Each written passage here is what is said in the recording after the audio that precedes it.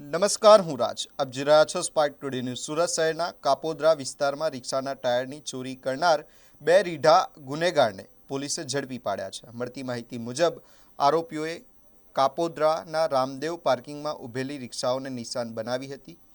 આરોપીઓએ કુલ 11 જેટલી રિક્ષામાંથી 16 જેટલા ટાયરોની ચોરી કરી હતી. ઘટનાની ફરિયાદ બાદ કાપોદ્રા પોલીસે તપાસ શરૂ કરી હતી. બાતમીના આધારે પોલીસે આરોપી સૂરજ બધેલ અને અમિત બધેલને ઝડપી પાડ્યા હતા.